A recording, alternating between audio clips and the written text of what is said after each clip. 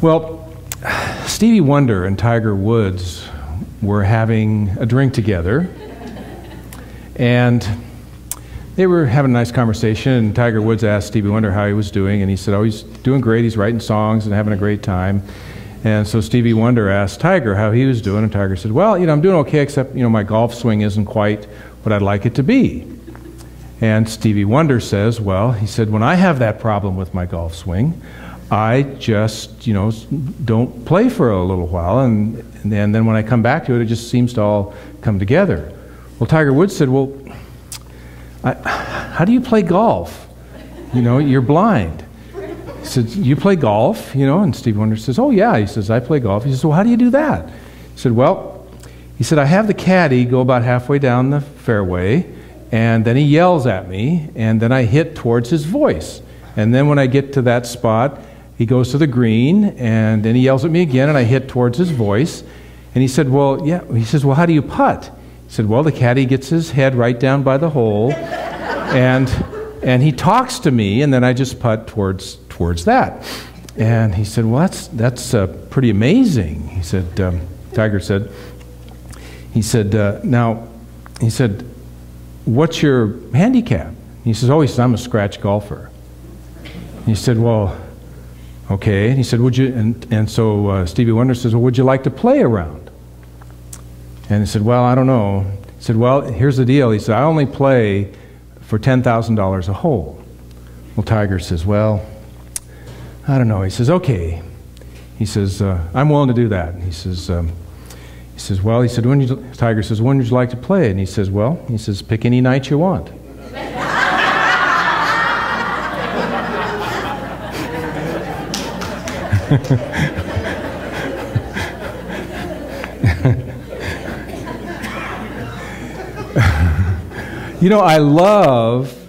I don't know where people come up with these things, but I love the whole kind of idea of people who are dealing with handicaps in their life. The whole issue of, there's so many people, if you look around in our world, who are dealing with, some real basic, obvious issues like blindness.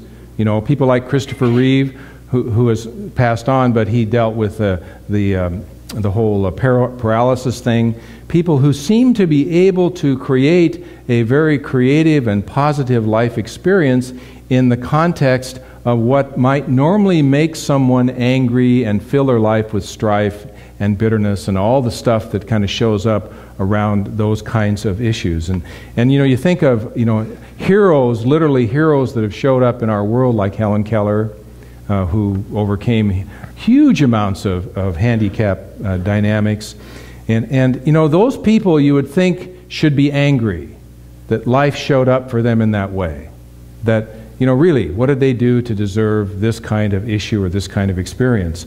And I think it's magical when people rise above that, when somehow they kind of move beyond that experience, and they stop dwelling on their handicap, and they begin to focus and look at their blessings, that the gifts that they have been given, that the things that they have come here to do. Because really the secret, is it not, is to pull away from that which is blocking us and to put our attention on that gift that we have to bring into the world. And we begin to recognize the condition, perhaps even as a blessing, that has directed us towards something where we can contribute powerfully to the world. And it doesn't mean that we become grateful for the condition.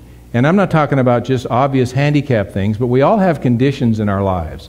We all have circumstances in our lives that we call negative, or we say that, I can't do it because of this. Or, this experience in my life has caused me to, and therefore I can't. X, Y, Z. Or I can't get past this dynamic. So we all have handicaps that show up in our experience. Some are just not as obvious. Some are hidden until they show up in the context of us trying to achieve something in our life. So basically, when we look at the day-to-day challenges that show up, some of the things that we deal with are simple things like, liking our job.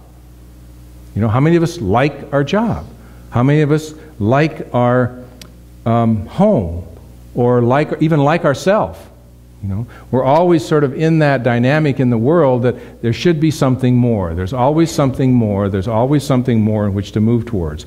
And we are actually trained, I think, in a large part, to live in a world that is a world of problems and solutions.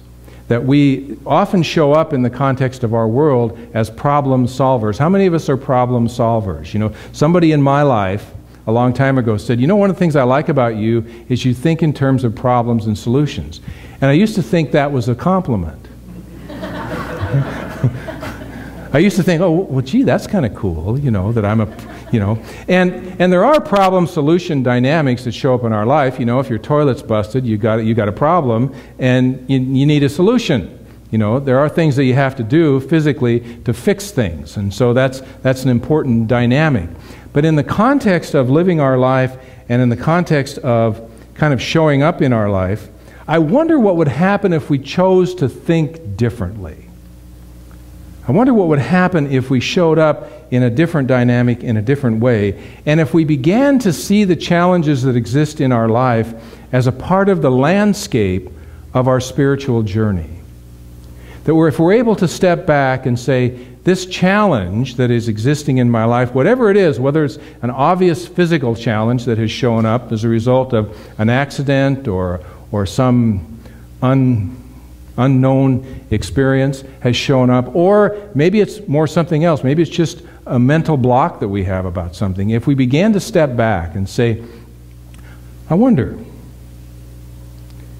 how this might be part of the landscape of my spiritual journey. And so instead of having problems to solve, instead of being anxious about those things, what would happen if we were simply curious?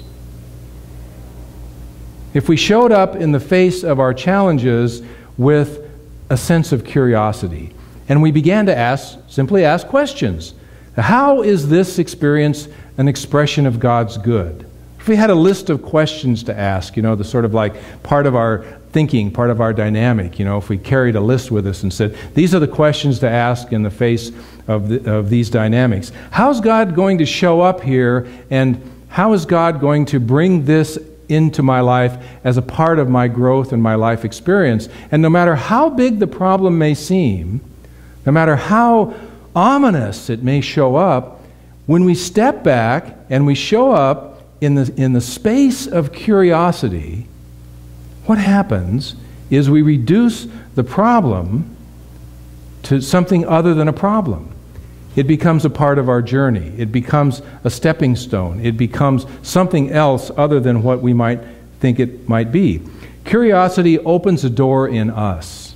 It creates something in us. It allows us to live our life in gratitude, because when we become curious, we also become grateful.